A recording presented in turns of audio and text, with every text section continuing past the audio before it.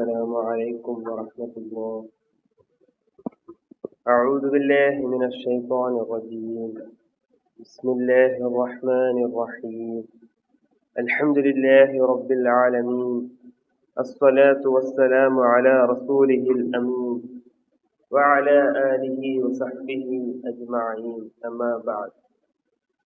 رب اشرح لي صدري ويسر لي أمري واحلل عقدة من لساني يفقهوا قولي. أعوذ بالله من الشيطان الرجيم. بسم الله الرحمن الرحيم. قل إن كنتم تحبون الله فاتبعوني يحببكم الله ويغفر لكم ذنوبكم والله غفور رحيم. ആദരണീയരായ രക്ഷിതാക്കളെ, സഹോദരി സഹോദരന്മാരെ, ഇസ്ലാം എന്നത് ഒരു സമ്പൂർണ്ണ ജീവിത ശൈലിയാണ്. നമ്മുടെ ഓരോ പ്രവൃത്തികളും നബി സല്ലല്ലാഹു അലൈഹി വസല്ലമയെ മാതൃകയാക്കണം. നമ്മൾ ചെറിയവയെന്ന് കരുതി അവഗണിക്കുന്ന ചില സുന്നത്തുകളുണ്ട്. അതുപോലെ തന്നെ നമുക്ക് വലിയ പുണ്യം ജീവിതത്തിലും അതുപോലെ തന്നെ വലിയ അനുഗ്രഹങ്ങളും നൽകും. അതുപോലെ നമ്മൾ നിസ്സാരമെന്ന് കരുതി ചെയ്യുന്ന ചില തെറ്റുകളുണ്ട്. നമ്മെ പരലോകത്തിൽ നമുക്ക് ഒരുപാട് അഫക്റ്റ് ചെയ്യുന്ന രീതിയിലുള്ള തെറ്റുകളായി തീരുന്ന, നമ്മൾ നിസ്സാരവത്കരിക്കുന്ന കാര്യങ്ങളും നമ്മുടെ ജീവിതത്തിൽ നമ്മൾ പലരും അറിയാതെ തന്നെ കടന്നു പോകുന്നു. അപ്പൊ നബി സല്ലല്ലാഹു അലൈഹി വസല്ലമയുടെ ജീവിതത്തെ നമ്മൾ മാതൃക ആക്കുന്നതിന്റെ പ്രാധാന്യത്തെ പറ്റി വിശുദ്ധ ഖുർആൻ സൂറത്ത് ആലി ഇംറാനിലെ 31-ാമത്തെ വചനത്തിലൂടെ അല്ലാഹു സുബ്ഹാനഹു വ തആല പറയുകയാണ്, ഖുൽ ഇൻ കുൻതും തുഹിബ്ബൂനല്ലാഹ ഫത്തബിഊനി യുഹ്ബിബുകുമുല്ലാഹു വയഗ്ഫിർ ലക്കും ദുനൂബക്കും വല്ലാഹു ഗഫൂറുർ റഹീം. അത് നിങ്ങൾക്ക് അള്ളാഹുവിനെ സ്നേഹമുണ്ടെങ്കിൽ എന്നെ നബി സല്ലല്ലാഹു അലൈഹി വസല്ലമയെ നിങ്ങൾ പിന്തുടരുക. എന്നാൽ അള്ളാഹു നിങ്ങളെ സ്നേഹിക്കുകയും നിങ്ങളുടെ പാപങ്ങൾ മാപ്പാക്കുകയും ചെയ്യും. അതുപോലെ തന്നെ വിശുദ്ധ ഖുർആനിലെ സൂറത്ത് അഹ്സാബിലെ 21-ാമത്തെ വചനത്തിലൂടെ അല്ലാഹു സുബ്ഹാനഹു വ തആല പറയുകയാണ്, ലഖദ് കാന ലക്കും ഫീ റസൂലില്ലാഹി ഉസ്വത്തുൻ ഹസന. നിശ്ചയമായി നബി സല്ലല്ലാഹു അലൈഹി വസല്ലമയിൽ നിങ്ങൾക്ക് ഉത്തമ മാതൃകയാണ്. അപ്പൊ നബി സല്ലല്ലാഹു അലൈഹി വസല്ലമയുടെ സൂക്ഷ്മമായ എല്ലാ പ്രവൃത്തികളും പിന്തുടരുമ്പോൾ അതിലൂടെ അള്ളാഹുവിന്റെ സ്നേഹവും നേട്ടങ്ങളും നമുക്ക് ലഭിക്കാനാകും. അതുകൊണ്ട് ചെറിയ സുന്നത്തുകൾ അവ അവഗണിക്കാതെ ജീവിതത്തിൽ ഉൾപ്പെടുത്തുക അത്യാവശ്യമായ കാര്യമാണ്. അപ്പൊ ചില സുന്നത്തുകൾ നമ്മളിവിടെ പ്രതിപാദിക്കുകയാണ്. ഒന്നാമതായി വെള്ളം കുടിക്കുമ്പോഴും അതുപോലെ തന്നെ ഭക്ഷണം കഴിക്കുമ്പോഴുള്ള സുന്നത്ത്. വെള്ളം കുടിക്കുമ്പോൾ നമ്മൾ ചെയ്യേണ്ടത് ബിസ്മില്ലാ എന്ന് പറഞ്ഞ് വെള്ളം കുടിക്കുക. അതുപോലെ തന്നെ വെള്ളം മടക്കാക്കി കുടിക്കുക. ഒറ്റയടിക്ക് വെള്ളം കുടിക്കരുത്. അതുപോലെ തന്നെ വലത് കൈ ഉപയോഗിക്കുക. അതുപോലെ തന്നെ വെള്ളത്തിലേക്ക് ശ്വാസം ഊതരുത്. അതുപോലെ തന്നെ വെള്ളം കുടിച്ചതിന് ശേഷം അൽഹംദുലില്ലാഹ് പറയുക. അതായത് വിശ്വാസം പറയുകയാണ്, നിങ്ങളിലൊരുവൻ വെള്ളം കുടിക്കുമ്പോൾ വലത് കൈ ഉപയോഗിക്കട്ടെ. കാരണം ശൈത്താൻ ഇടത് കൈ കൊണ്ടാണ് വെള്ളം കുടിക്കുന്നത്. പലപ്പോഴും ഓരോ പരിപാടികളിൽ ഡിസ്പോസിബിൾ ഗ്ലാസ് ആയിരിക്കും. അതായത് നമ്മുടെ കല്യാണങ്ങളിലും മറ്റു സദസ്സുകളിലെല്ലാം ഡിസ്പോസിബിൾ ഗ്ലാസ് ആണെങ്കിൽ പോലും മുസ്ലിം കൗമ് തന്നെ വലത്തെ കൈ കൊണ്ട് വെള്ളം കുടിക്കാൻ മടിക്കുന്നത് നമ്മൾ കാണാറുണ്ട്. അപ്പൊ ആ ഒരു ശീലം നമ്മൾ മാറ്റേണ്ടതുണ്ട്. അതുപോലെ തന്നെ ഭക്ഷണം കഴിക്കുന്നതിലും ഇതേ ഒരു കാര്യം, ബിസ്മില്ലാ എന്ന് പറഞ്ഞ് ഭക്ഷണം കഴിക്കാൻ തുടങ്ങുക. അതുപോലെ തന്നെ വലത് കൈ ഉപയോഗിക്കുക. കഴിക്കുന്നതിന് മുമ്പും ശേഷം കൈ കഴുകുക. കഴിച്ച ശേഷം അൽഹംദുലില്ലാഹ് എന്ന് പറയുക. ഭക്ഷണം വയറിന്റെ 1/3 മാത്രം ഭക്ഷണം കഴിക്കുക. വിശ്വാസം ഇതുമായിട്ട് ബന്ധപ്പെട്ട ഹദീസ് പറയുകയാണ്, നിങ്ങളിൽ ആരെങ്കിലും ഭക്ഷണം കഴിക്കുമ്പോൾ ബിസ്മില്ലാ എന്ന് പറയട്ടെ. ഇനി അവ മറന്നുപോയാൽ ബിസ്മില്ലാഹി അവ്വലഹു വആഖിറുഹു എന്ന് പറയും. അതുപോലെ തന്നെ പ്രതിദിനം നിർവഹിക്കേണ്ട റവാത്തിബ് സുന്നത്തുകൾ. ഫജ്റിന് മുമ്പ് 2 റക്അത്ത്, അതുപോലെ തന്നെ ളുഹറിന് മുമ്പ് 4 റക്അത്തും ളുഹറിന് ശേഷം 2 റക്അത്ത്, മഗ്രിബിന് ശേഷം 2 റക്അത്ത്, ഇശായ്ക്ക് ശേഷം 2 റക്അത്ത്, അങ്ങനെ മൊത്തം 12 റക്അത്ത്. റസൂൽ സ്വല്ലല്ലാഹു അലൈഹി വസല്ലം പറയുകയാണ്, ഒരു വ്യക്തി ദിവസത്തിൽ ഈ 12 റക്അത്ത് സുന്നത്ത് നമസ്കാരം സ്ഥിരമായി നിർവഹിക്കുകയാണെങ്കിൽ അല്ലാഹു സുബ്ഹാനഹു വ തആല അവന് ജന്നത്തിൽ ഒരു വീട് പണിയിച്ചു തരും. അതുപോലെ തന്നെ ഫജ്റിന്റെ 2 റക്അത്ത് സുന്നത്ത്, അതിനെപ്പറ്റി റസൂൽ സ്വല്ലല്ലാഹു അലൈഹി വസല്ലം പറയുകയാണ്, ഫജ്റിന്റെ 2 റക്അത്ത് ലോകവും അതിലുള്ളതുമായ അപേക്ഷിച്ച് മികച്ചതാണെന്ന് റസൂൽ കരീം സ്വല്ലല്ലാഹു അലൈഹി വസല്ലം പറയുകയാണ്. ഈ റവാത്തിബ് കൂടാതെ തന്നെ മഗ്രിബിന് ബാങ്കിന് ശേഷം 2 റക്അത്ത് സുന്നത്ത്. നബി സ്വല്ലല്ലാഹു അലൈഹി വസല്ലം പറയുകയാണ്, അനസ് ബിൻ മാലിക് റഹ്മത്തുള്ളാഹി അലൈഹി റിപ്പോർട്ട് ചെയ്യുന്ന ഹദീസാണ്. റസൂൽ സ്വല്ലല്ലാഹു അലൈഹി വസല്ലം പറയുകയാണ്, മഗ്രിബിന് മുമ്പ് നമസ്കരിക്കൂ. അപ്പൊ 3-ാം തവണ ഇങ്ങനെ കൂട്ടിച്ചേർത്ത് പറഞ്ഞതിന് ശേഷം നബി സ്വല്ലല്ലാഹു അലൈഹി വസല്ലം പറയുകയാണ്, ആഗ്രഹിക്കുന്നവർക്ക് മാത്രം. അതുപോലെ തന്നെ അനസ് ബിൻ മാലിക് റളിയല്ലാഹു അൻഹു റിപ്പോർട്ട് ചെയ്യുന്ന മറ്റൊരു ഹദീസിൽ കാണാൻ സാധിക്കും, ഞങ്ങൾ മദീനയിലായിരുന്നു. അപ്പൊ മഗ്രിബിനായുള്ള ബാങ്ക് കേട്ടപ്പോൾ ആളുകൾ പള്ളിയിലേക്ക് ഓടുന്നതായി കാണുകയുണ്ടായി. എന്നിട്ട് അവിടെ 2 റക്അത്ത് നമസ്കരിക്കാറുണ്ടായിരുന്നു. ഒരു വിദേശി ആ സന്ദർഭത്തിൽ മസ്ജിദിൽ പ്രവേശിച്ചാൽ ആ മഗ്രിബ് നമസ്കാരം തുടങ്ങി, അതിന്റെ മഗ്രിബ് ഫർദ് നമസ്കാരം തുടങ്ങിയതായി അവർക്ക് തോന്നുമാകുന്ന രീതിയിൽ എല്ലാവരും ആ 2 റക്അത്ത് നമസ്കരിക്കുമായിരുന്നു എന്ന് ആ ഹദീസിൽ കാണാൻ സാധിക്കും. അപ്പം ഇതൊരു സുന്നത്തു ഗൈർ മുഖാദ, അതായത് നിർബന്ധമല്ലാത്ത എന്നാൽ നല്ലൊരു പ്രവൃത്തിയായി ശുപാർശ ചെയ്യപ്പെട്ട ഒരു സുന്നത്താണ്. അതുപോലെ തന്നെ ഉറങ്ങുന്നതിന് മുമ്പ് വുദു ചെയ്യുക. നബി സല്ലല്ലാഹു അലൈഹി വസല്ലം പറയുകയാണ്, നിങ്ങൾ ഉറങ്ങാൻ പോകുമ്പോൾ നമസ്കാരത്തിനായി വുദു ചെയ്യുന്ന പോലെ വുദു ചെയ്യുവിൻ, ശേഷം വലതുഭാഗത്തേക്ക് തിരിഞ്ഞു കിടക്കും. ഉറക്കത്തിൽ സംരക്ഷണം ലഭിക്കുകയും ഒരു ആത്മീയ ശുദ്ധിയും ഉറപ്പുവരുത്താൻ ഇത് സഹായിക്കും. അതുപോലെ തന്നെ ഉണരുമ്പോൾ കൈയും മുഖവും കഴുകുക. നബി സല്ലല്ലാഹു അലൈഹി വസല്ലം പറയുകയാണ്, നിങ്ങളിൽ ഒരുവൻ ഉറങ്ങുന്നിടത്ത് ഉണർന്നാൽ അവൻ കൈ 3 തവണ കഴുകുന്നത് വരെ വെള്ളത്തിൽ മുക്കരുത്. കാരണം അവന്റെ കൈ എവിടെയായിരുന്നു എന്നത് അവന് അറിയില്ല. അപ്പോൾ ഇത് ആരോഗ്യപരവും അതുപോലെ തന്നെ സുന്നത്തുമാണ്. അതുപോലെ തന്നെ അടുത്തൊരു സുന്നത്താണ് സലാം പറയുക എന്നത്. നിങ്ങളിൽ ഒരുവൻ സഹോദരനെ കാണുമ്പോൾ സലാം പറയുകയും ഹസ്തദാനം ചെയ്യുകയും ചെയ്യട്ടെ. അതായത് മനസ്സിൽ സ്നേഹം വർദ്ധിക്കുകയും പാപങ്ങൾ കഴുകിക്കളയാൻ ഇത് സഹായിക്കും. അതുപോലെ തന്നെ എന്തെങ്കിലും ദുഃഖമായ വാർത്ത കേൾക്കുമ്പോൾ ഇന്നാ ലില്ലാഹി വ ഇന്നാ ഇലൈഹി റാജിഊൻ എന്ന ദുആ പറയുക. അത് വിശ്വാസികൾക്ക് കഷ്ടത വരുമ്പോൾ അവർ ഇന്നാ ലില്ലാഹി വ ഇന്നാ ഇലൈഹി റാജിഊൻ, നമ്മുടെ എല്ലാം അള്ളാഹുവിനാണ്, അവിടത്തേക്ക് തന്നെയാണ് നമ്മൾ മടങ്ങി പോകേണ്ടത് എന്ന് പറയും എന്ന് റസൂൽ കരീം സ്വല്ലല്ലാഹു അലൈഹി വസല്ലം പറയുകയാണ്. അതുപോലെ തന്നെ ആരുടെയും മേൽ നെഗറ്റീവ് ചിന്തിക്കരുത്. അതായത് മറ്റുള്ളവരോട് നല്ലതും ശുദ്ധമായ മനസ്സോടെയും ജീവിക്കാൻ ശ്രദ്ധിക്കുക. പുനർവിചാരം ചെയ്യാതെ ദാനം ചെയ്യുക. അതായത് സദഖ, ദാനധർമ്മം ദോഷങ്ങളെ അകറ്റുകയും മരണത്തോടൊപ്പം വരുന്ന കഷ്ടതയെ കുറയ്ക്കുകയും ചെയ്യുന്നു. അപ്പൊ സമ്പത്തിന്റെ ബർക്കത്ത് വർദ്ധിക്കുകയും ചെയ്യുന്നു ഈ ഒരു പ്രവൃത്തിയിലൂടെ. അതുപോലെ തന്നെ സഹോദരന് വേണ്ടി ദുആ ചെയ്യുക. ഒരു വിശ്വാസി മറ്റൊരാളുടെ അറിയാതെ ദുആ ചെയ്താൽ ഒരു മലക്ക് അവന്റെ കാര്യം പറഞ്ഞ് ആമീൻ, അതുപോലെ അള്ളാഹു നിന്നെയും അനുഗ്രഹിക്കട്ടെ എന്ന് പറയും. അപ്പൊ സ്വയം അറിയാതെ തന്നെ നല്ലതിന്റെ സകല സൗഭാഗ്യങ്ങൾ നമുക്കും ലഭിക്കുന്നു ഈ ഒരു പ്രവൃത്തിയിലൂടെ. അപ്പൊ ദുആയിലൂടെ അള്ളാഹുവിനോട് ബന്ധം ശക്തിപ്പെടുത്തുകയും ദിനചര്യയിൽ ബർക്കത്തും സംരക്ഷണവും നമുക്ക് ലഭിക്കുകയാണ്. അതുപോലെ തന്നെ മറ്റു ചില ദുആക്കൾ നമ്മൾ ദൈനംദിന ജീവിതത്തിൽ ഭാഗമാക്കേണ്ടത്. ഒന്നാമതായി ഉണരുമ്പോൾ പറയേണ്ട ദുആ, അൽഹംദുലില്ലാഹി ലദീ അഹ്യൈനാ ബഅദമാ അമാതനാ വ ഇലൈഹി നുശൂർ. അതുപോലെ തന്നെ വസ്ത്രം ധരിക്കുമ്പോൾ പറയേണ്ട ദുആ, അൽഹംദുലില്ലാഹി ലദീ കസാനി ഹാദാ മാ വറസഖ്തനി മിൻ ഗൈരി ഖൗലി മിന്നി വലാ ഖുവത. അതുപോലെ തന്നെ ബാത്റൂമിൽ പ്രവേശിക്കുമ്പോൾ ദുആ, അല്ലാഹുമ്മ ഇന്നി അഊദു ബിക മിനൽ ഖുബ്സി വൽ ഖബായിസ്. അല്ലാഹുവേ, പുരുഷ സ്ത്രീ ശൈത്താന്മാരിൽ നിന്ന് ഞാൻ നിന്നോട് അഭയം പ്രാപിക്കുകയാണ്. അതുപോലെ തന്നെ ടോയ്ലറ്റിൽ നിന്ന് പുറത്തിറങ്ങുമ്പോൾ ഗുഫ്റാനക, അല്ലാഹുവേ, ഞാൻ നിന്നോട് ക്ഷമാപണം നടത്തുന്നു. 5-മതായി വീടിനുള്ളിൽ പ്രവേശിക്കുമ്പോൾ പറയേണ്ട ദുആ, ബിസ്മില്ലാഹി വലജ്ന ബിസ്മില്ലാഹി ഖറജ്ന അലാ റബ്ബിനാ തവക്കൽന. അതുപോലെ തന്നെ നമ്മൾ പുറത്തു പോകുമ്പോൾ പറയേണ്ട ദുആ, ബിസ്മില്ലാഹി തവക്കൽതു അലല്ലാഹ് ലാ ഹൗല വലാ ഖുവത ഇല്ലാ ബില്ലാഹ്. അതുപോലെ തന്നെ ഉറങ്ങാൻ പോകുമ്പോൾ പറയേണ്ട ദുആ, ബിസ്മിക അല്ലാഹുമ്മ അമൂതു വഅഹ്യ. അതുപോലെ തന്നെ ദുഃഖത്തിലും കഷ്ടത്തിലും പറയേണ്ട ദുആ, ലാ ഇലാഹ ഇല്ലല്ലാഹു സുബ്ഹാനക ഇന്നി കുന്തു മിനൽ ളാലിമീൻ. അല്ലാഹുവേ, നിന്നെ കൂടാതെ ആരാധനയ്ക്ക് അർഹനായി മറ്റാരുമില്ല, നീ മഹാനാണ്, ഞാൻ തന്നെ അക്രമക്കാരിൽ പെട്ട ഒരാളാണ്, അതുകൊണ്ട് അല്ലാഹുവേ, എനിക്ക് നീ മാത്രമേ ഉള്ളൂ. അതുപോലെ തന്നെ നമ്മൾ മാർക്കറ്റിൽ കടക്കുമ്പോൾ പറയേണ്ട ദുആ, ലാ ഇലാഹ ഇല്ലല്ലാഹു വഹ്ദഹു ലാ ശരീക ലഹു ലഹുൽ മുൽക്കു വലഹുൽ ഹംദു യുഹ്യി വയുമീത് വഹുവ ഹയ്യുൻ ലാ യമൂതു ബിയദിഹിൽ ഖൈർ വഹുവ അലാ കുല്ലി ഷൈഇൻ ഖദീർ. അതുപോലെ തന്നെ മസ്ജിദിൽ പ്രവേശിക്കുമ്പോൾ പറയേണ്ട ദുആ, അല്ലാഹുമ്മ അഫ്തഹ് ലി അബ്വാബ റഹ്മതിക. അല്ലാഹുവേ, നിന്റെ കരുണയുടെ വാതിലുകൾ എനിക്ക് വേണ്ടി തുറന്നു തരണം. അതുപോലെ തന്നെ പള്ളിയിൽ നിന്ന് ഇറങ്ങുമ്പോൾ പറയേണ്ട ദുആ, അല്ലാഹുമ്മ ഇന്നി അസ്അലുക മിൻ ഫദ്ലിക. അതുപോലെ തന്നെ നമ്മൾ വാഹനത്തിൽ യാത്ര ചെയ്യുമ്പോൾ ഓരോ കയറ്റവും ഇറക്കങ്ങളും എല്ലാം നമ്മൾ കയറി ഇറങ്ങാറുണ്ട്. അപ്പൊ കയറ്റം കയറുമ്പോൾ അല്ലാഹു അക്ബർ, അതുപോലെ തന്നെ കയറ്റം ഇറങ്ങുമ്പോൾ സുബ്ഹാനല്ലാഹ്. അപ്പൊ ഈ രൂപത്തിലുള്ള എല്ലാ ദുആക്കളും ചെറിയ കാര്യമാണ്, പക്ഷെ ഇതിനെല്ലാം പുണ്യങ്ങൾ ലഭിക്കുന്ന ഒരു മാസത്തിലൂടെ നമ്മൾ കടന്നു പോകുന്നത്. അപ്പൊ അതുകൊണ്ടൊന്ന് ഓർമ്മപ്പെടുത്തുകയാണ്. അതുപോലെ തന്നെ ആളുകൾ ചെറുതായി കാണുന്ന ഒരുപാട് ശിക്ഷയ്ക്ക് കാരണമാകുന്ന പാപങ്ങളുണ്ട്. അതായത് നെര്യാണിക്ക് താഴെ വസ്ത്രമിടൽ.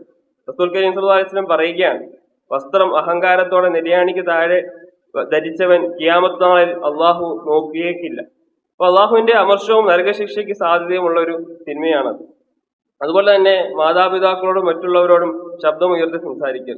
അല്ലാഹു സുബ്ഹാനഹു വ തആല പറയുകയാണ്, നിങ്ങൾ മാതാപിതാക്കളോട് ഉപ്പെന്നോ പറയരുത്, അവരെ തള്ളിക്കളയുകയും ചെയ്യരുത്.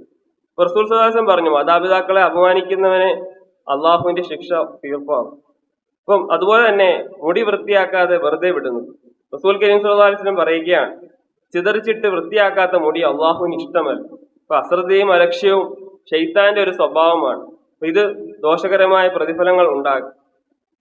അതുകൊണ്ട് തന്നെ മുടി ചീകി വൃത്തിയാക്കി സംരക്ഷിക്കുവാൻ റസൂൽ കരീം സല്ലല്ലാഹു അലൈഹി വസല്ലം നിർദ്ദേശിച്ചിട്ടുണ്ട്.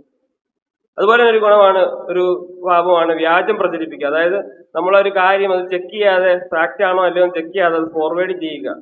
റസൂൽ കരീം സല്ലല്ലാഹു അലൈഹി വസല്ലം പറയുകയാണ്, ഒരു വ്യാജ വാർത്ത പ്രചരിപ്പിക്കുന്നവൻ വഞ്ചകനാണ്. മനുഷ്യരിൽ അതിനനുസരിച്ച് നഷ്ടങ്ങൾ ഉണ്ടാക്കുന്നു ഈ ഒരു പ്രവൃത്തി. അതുപോലെ തന്നെ വ്യാജ ശക്തിവാങ്മൂലം ചെയ്യുക, കള്ളം പറ്റി സമ്മാനം നേടുക.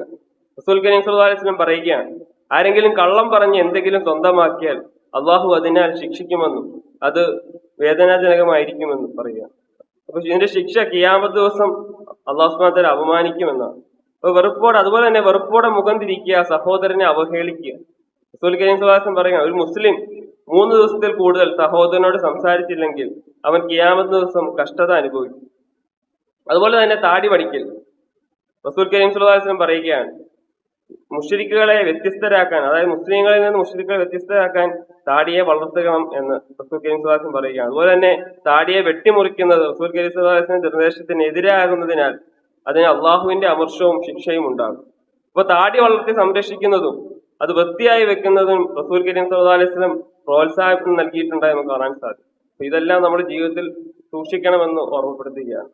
അപ്പൊ നബി സല്ലല്ലാഹു അലൈഹി വസല്ലമയുടെ ജീവചരിത്രം സീറത്തുൻ നബവിയ, അതിന്റെ ആ ഒരു മദീനയിലേക്കുള്ള പാലായനത്തിന് അല്ലാഹു സുബ്ഹാനഹു വ തആലയുടെ അപ്രൂവൽ കിട്ടിയ വചനത്തെ കുറിച്ച് നമ്മൾ പ്രതിപാദിച്ചു.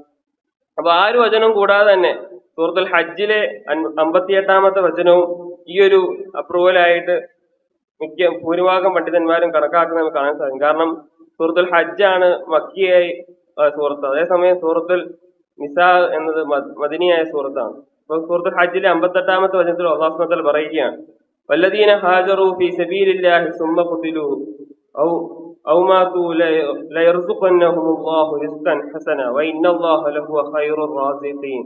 അല്ലാഹുവിന്റെ മാർഗത്തിലായി സ്വരാജ്യം വിട്ട് ഹിജ്റ പോവുകയും പിന്നീട് ശത്രുക്കളാൽ കൊല്ലപ്പെടുകയോ അല്ലെങ്കിൽ മരണമടയുകയോ ചെയ്യുകയും ചെയ്തിട്ടുള്ളവരാകട്ടെ, നിശ്ചയമായും അള്ളാഹു അവർക്ക് മെച്ചപ്പെട്ട ഉപജീവനം നൽകുന്നതാണ്. നിശ്ചയമായും അള്ളാഹു തന്നെയാണ് ഉപജീവനം നൽകുന്നവരിൽ ഏറ്റവും ഉത്തമനായുള്ളവർ. അപ്പൊ അവിടെ നിനക്ക് സഹായിക്കാൻ ആളുകൾ ഉണ്ടാകുമെന്നും സൂറത്തുൽ ഖസസിലെ 85-ാമത്തെ വചനത്തിൽ അല്ലാഹു സുബ്ഹാനഹു വ തആല പറയുകയാണ്.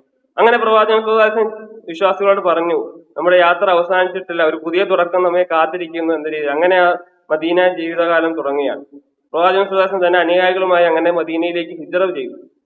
എന്നാൽ ഖുറൈശി നേതാക്കൾ ഇതുകൊണ്ട് ശാന്തനാവുന്നില്ല. കാരണം അവർക്ക് മനസ്സിലായി, മദീനയിലെ മുസ്ലിങ്ങൾ ശക്തിപ്പെട്ടാൽ ഖുറൈശി ആധിപത്യം അപകടത്തിലാകും. അതിനാൽ അവർ വൻ യുദ്ധ സൈന്യം തയ്യാറാക്കി മുസ്ലിങ്ങളെ തകർക്കാൻ തീരുമാനിച്ചു. അങ്ങനെ ബദർ അരങ്ങിയത്. ബദറിനെ കുറിച്ച് നമ്മൾ പ്രതിപാദിച്ചതാണ്. അപ്പൊ അങ്ങനെ ബദറിന്റെ വിജയം മക്കയിലെ മുശ്രിക്കുകളുടെ ഹൃദയത്തിൽ ഒരു വലിയ വിഷമമായി കിടന്നു. കാരണം മുസ്ലിങ്ങൾ വിജയിച്ചത്. അപ്പൊ നമ്മുടെ ഈ അപമാനം മായ്ക്കണമെന്ന് അവർ ഉറച്ചു പറഞ്ഞു. അങ്ങനെ ഒരു വർഷം കഴിഞ്ഞ് ഹിജ്റയുടെ 3-ാം വർഷം ക്രിസ്താബ്ദം 625 അവർ 3000 പേർക്കൊപ്പം മദീനയിലേക്ക് പോവുകയാണ്. അബൂ സുഫിയാൻ എന്ന നേതാവാണ് അവരെ നയിച്ചത്. ഖാലിദ് ബിൻ വലീദ് ആയിരുന്നു അവരുടെ കുതിരപ്പടയെ നിയന്ത്രിച്ചിരുന്നത്. അപ്പൊ അവരുടെ കയ്യിൽ ഒരുപാട് വാളുകളും 200 കുതിരകളും ഒരു വലിയ സൈന്യവുമായി അവർ മദീനയിലേക്ക് വരികയാണ്. മദീനയിൽ പ്രവാചകൻ സല്ലല്ലാഹു അലൈഹി വസല്ലം അങ്ങനെ വിശ്വാസികളെ ഒന്നിച്ചു കൂട്ടുകയാണ് ഈ ഒരു വിവരം അറിഞ്ഞുകൊണ്ട്. അപ്പൊ നമ്മൾ മദീനയിൽ നിന്ന് പുറത്തിറങ്ങി യുദ്ധം ചെയ്യണോ അതോ ഇവിടെ തങ്ങി പ്രതിരോധിക്കണോ എന്ന് നബി സല്ലല്ലാഹു അലൈഹി വസല്ലം ചോദിക്കുകയാണ് അനുയായികളോട്. ചിലർ പറഞ്ഞു നമ്മൾ പുറത്തിറങ്ങണം, ശത്രുവിനെ നേരിടണമെന്ന്. പ്രവാചകൻ സല്ലല്ലാഹു അലൈഹി വസല്ലം അവരുടെ ആഗ്രഹം മാനിക്കുകയാണ്.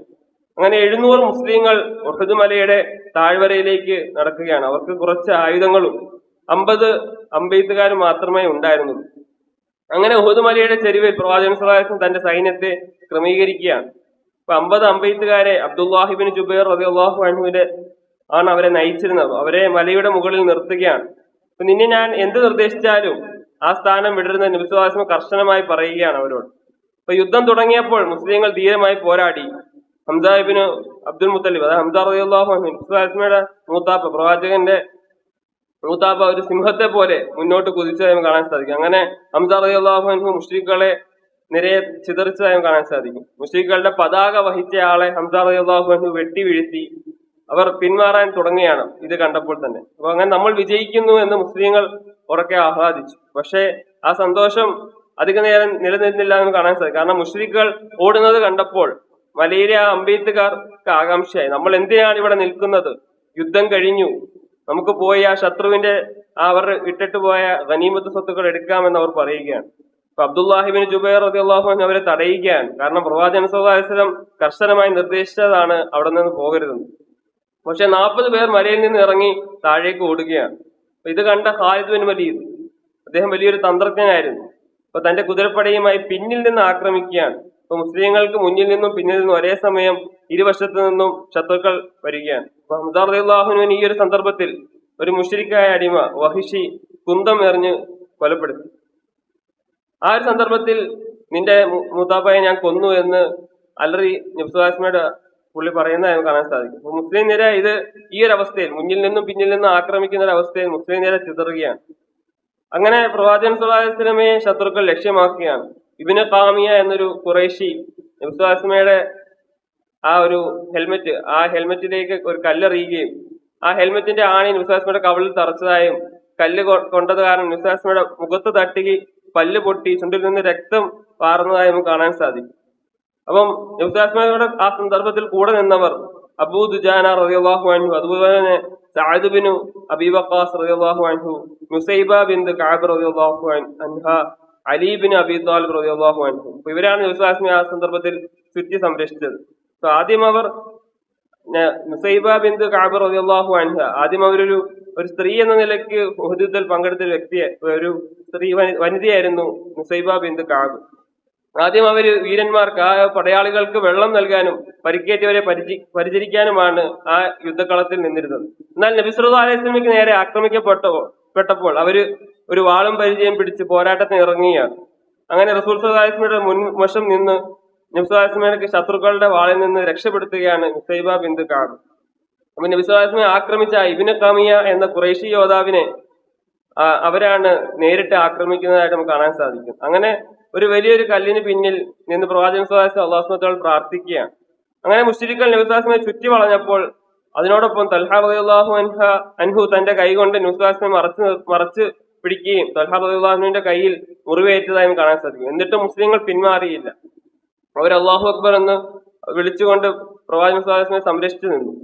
അങ്ങനെ യുദ്ധത്തിന്റെ അവസാനമാവുകയാണ്. കാരണം ഒടുവിൽ മുസ്ലിങ്ങൾ പിന്മാറി, അവർ മദീനയിലേക്ക് കടക്കുന്നില്ല, പക്ഷെ അവർ പിന്മാറി പോവുകയാണ്. പക്ഷെ അവർ വിജയിച്ചു എന്ന് അവകാശപ്പെട്ടുകൊണ്ടാണ് പോകുന്നത്. മുസ്ലിങ്ങൾക്ക് ഏകദേശം 70 പേർ മരണപ്പെട്ടതായി കാണാൻ സാധിക്കും. ഹംസ റളിയല്ലാഹു അൻഹു ഉൾപ്പെടെ 70ഓളം മുസ്ലിങ്ങൾ മരണപ്പെട്ടു. അപ്പൊ അവർക്കൊരു വലിയ നഷ്ടമായിരുന്നു ഇത്. മുസ്ലിങ്ങളുടെ സൈഡിൽ നിന്ന് ഏകദേശം 22 പേർ മാത്രം മരിച്ചു. അപ്പൊ നമ്മൾ തോറ്റോ എന്ന് ചില മുസ്ലിങ്ങൾ ചോദിച്ചതായി കാണാൻ സാധിക്കും. പ്രവാചകൻ സല്ലല്ലാഹു അലൈഹി വസല്ലം പറഞ്ഞു, ഇതൊരു പരീക്ഷണമാണ്, അല്ലാഹു സുബ്ഹാനഹു വ തആലയുടെ കൽപ്പന മുറുകെ പിടിക്കൂ എന്ന് സൂറത്തുൽ ആൽ ഇംറാനിലെ 152ാമത്തെ വചനത്തിലൂടെ അല്ലാഹു സുബ്ഹാനഹു വ തആല പറഞ്ഞതായി കാണാൻ സാധിക്കും. അങ്ങനെ യുദ്ധം കഴിഞ്ഞപ്പോൾ മുസ്ലിങ്ങൾ മരിച്ചവരെ അവിടെ തന്നെ ഖബറടക്കിയതായി കാണാൻ സാധിക്കും. അവരെല്ലാവരും സ്വർഗത്തിലാണെന്ന് പ്രവാചകൻ സല്ലല്ലാഹു അലൈഹി വസല്ലം അവരെ ആശ്വസിപ്പിച്ചു. അപ്പൊ ഉഹദ് ഒരു തോൽവിയായി തോന്നിയെങ്കിലും അത് മുസ്ലിങ്ങൾക്ക് ഒരു വലിയ പാഠമായിരുന്നു. അതായത് നിർദ്ദേശങ്ങൾ പാലിക്കേണ്ടതിന്റെ പ്രാധാന്യവും അല്ലാഹു സുബ്ഹാനഹു വ തആലയെ ഭരമേൽപ്പിക്കേണ്ടതിന്റെ ആവശ്യകതയും ഉഹദ് വ്യക്തമാക്കുന്നതെന്ന് കാണാൻ സാധിക്കും. ഇൻഷാ അല്ലാഹ് ഇതിന്റെ ഒരു ബാക്കി ഭാഗങ്ങൾ അടുത്ത ക്ലാസ്സിൽ നമുക്ക് പഠിക്കാം. അതുപോലെ തന്നെ നേരത്തെ സൂചിപ്പിച്ചതുപോലെ നമ്മുടെ ഇന്നത്തെ പിരിവ് നമ്മുടെ ഇവിടെ നോമ്പ് തുറയ്ക്ക് ഭക്ഷണം തയ്യാറാക്കുന്ന ആ പാചകക്കാർക്ക് വേണ്ടിയുള്ളതാണ്. അപ്പം നമ്മളാൽ കഴിയുന്ന രീതിയിൽ ആ ഒരു പിരിവിൻ സഹകരിക്കണമെന്ന് ഓർമ്മപ്പെടുത്തുകയാണ്. അതുപോലെ തന്നെ ഫിത്ർ സക്കാത്ത് ഒരു വിഹിതത്തിൽ 150 രൂപയാണ്. അപ്പൊ 28-ാം തീയതി, നാളെയാണ് അതിന്റെ ലാസ്റ്റ് ഡേറ്റ് എന്ന് ഓർമ്മപ്പെടുത്തുകയാണ്. റമദാൻ ക്വിസ് ചോദ്യപേപ്പർ ഇവിടെ അവൈലബിൾ ആണ്. അപ്പം ആവശ്യക്കാർ കൈപ്പറ്റണമെന്ന് ഒന്നുകൂടി ഓർമ്മപ്പെടുത്തുകയാണ്. അതുപോലെ തന്നെ ഏപ്രിൽ 5-നായിരിക്കും ഇവിടെ ഉത്തരക്കടലാസ് ഇടാൻ വേണ്ടിയുള്ള ബോക്സ് ക്രമീകരിക്കുന്നത്. അതുപോലെ തന്നെ ഏപ്രിൽ 15 വരെ ആയിരിക്കും ലാസ്റ്റ് ഡേറ്റ് ബോക്സിൽ ഉത്തരക്കടലാസ് ഇടാൻ വേണ്ടിയുള്ളത്. അപ്പൊ അത് ഒന്ന് നോട്ട് ചെയ്ത് വെക്കുക, ഓർക്കുക. അല്ലാഹു സുബ്ഹാനഹു വ തആല നമ്മുടെ ഒരുമിച്ച് കൂടൽ കബൂൽ ചെയ്യുമാറാകട്ടെ. ആയുസ്സും ആരോഗ്യം ആഫിയത്തും ദീർഘായുസ് നൽകി അള്ളാഹു അനുഗ്രഹിക്കുമാറാകട്ടെ. എല്ലാവിധ രോഗങ്ങളിൽ നിന്നും ബുദ്ധിമുട്ടുകളിൽ നിന്നും പ്രയാസങ്ങളിൽ നിന്നും അള്ളാഹു ശിഫ നൽകി അനുഗ്രഹിക്കുമാറാകട്ടെ. നമ്മുടെ കച്ചവടങ്ങളിൽ, തൊഴിലുകളിൽ, പഠനങ്ങളിൽ അള്ളാഹു ബർക്കത്ത് ചെയ്യുമാറാകട്ടെ. നമ്മളിൽ നിന്ന് മരണപ്പെട്ടു പോയ നമ്മുടെ മാതാപിതാക്കൾ, ബന്ധുമിത്രാദികൾ, ആദർശ ബന്ധുക്കൾ അള്ളാഹു സുബ്ഹാനഹു വ തആല അവർക്ക് മഗ്ഫിറത്തും റഹ്മത്തും നൽകി അനുഗ്രഹിക്കുമാറാകട്ടെ. അവരുടെ കബറിടങ്ങൾക്ക് അള്ളാഹു വെളിച്ചം കൊടുത്ത് വിശാലത കൊടുക്കുമാറാകട്ടെ. ലോക മുസ്ലിങ്ങൾക്ക് അള്ളാഹു സമാധാനവും ശാന്തിയും നൽകി അനുഗ്രഹിക്കുമാറാകട്ടെ. اللهم انصر إخواننا في فلسطين اللهم انصر إخواننا في فلسطين. ربنا آتنا في الدنيا حسنة وفي الآخرة حسنة وقنا عذاب النار. ربنا تقبل منا إنك أنت السميع العليم وتب علينا إنك أنت التواب الرحيم. سبحانك اللهم وبحمدك وأشهد أن لا إله إلا أنت أستغفرك وأتوب إليك.